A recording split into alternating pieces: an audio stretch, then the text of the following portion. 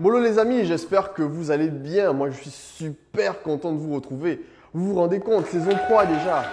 Il s'est passé pas mal de choses dans le monde du digital durant notre absence, mais pas de soucis, on est de retour. Vous êtes prêts?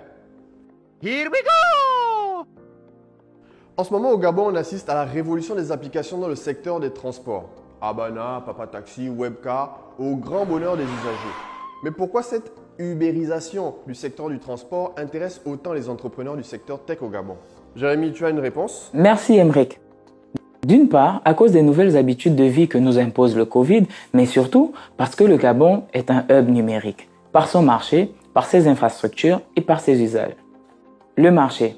Au Gabon, c'est plus de 3 millions d'utilisateurs de téléphonie mobile en 2019, c'est plus d'1 million d'utilisateurs de l'Internet mobile avec un taux de croissance de 2,5 en 2020 et c'est surtout plus de 56 milliards de chiffre d'affaires en 2020. Des applications telles que Gozem, une start-up de transport déjà implantée dans plusieurs pays d'Afrique. J'ai testé, j'avoue, j'ai kiffé. Et ça va faire l'objet d'un prochain épisode pour vous montrer un peu comment ça se passe. Alors abonne-toi.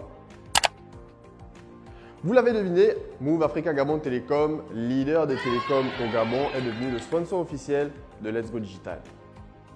La firme de télécom, par ses services, entend bien faciliter l'accès à Internet pour tous et surtout faciliter les transactions via mobile money pour les usagers et pour les commerçants.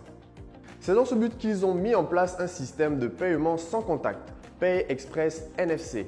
Concrètement, comment ça marche? Récupérez gratuitement un tag NFC associé à votre compte Move Money auprès d'une agence Move Africa la plus proche. Si le commerçant où vous rendez dispose d'un TPE NFC, il vous suffit simplement de rapprocher votre téléphone au TPE et voilà, la transaction est passée en moins de 20 secondes et en toute sécurité. On encourage vivement les commerçants surtout à utiliser, je vous assure, ça sauve des vies. Et si je vous parlais d'un webzine panafricain Made in Gabon, entièrement dédié à l'univers de la com, notamment de la com digitale en Afrique. Son nom, Com d'Afrique. Sa particularité, c'est qu'il est 100% digital. Et oui, qui a dit que ne pas avoir une version papier était une faiblesse? La preuve, grâce à cela, le magazine a pu se forger une réputation à travers l'Afrique francophone. Et on l'espère, ne s'arrêtera pas là. Perso, je le lis à chaque parution et je vous le recommande vivement. En ce moment, la tendance est aux audios et c'est la guerre chez les GAFA.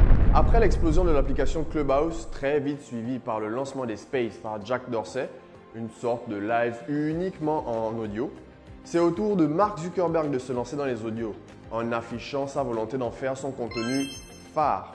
Qu'est-ce qui intéresse autant dans les audios? En tout cas, on suit ça de très près.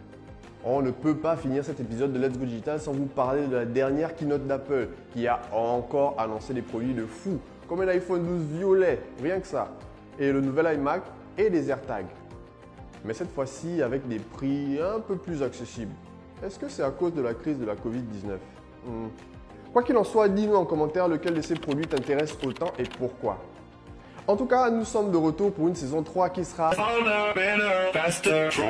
N'oublie pas de liker, de partager et de mettre ton petit commentaire pour répondre à mes questions. On se dit à la semaine prochaine pour le prochain épisode de Let's Go Digital.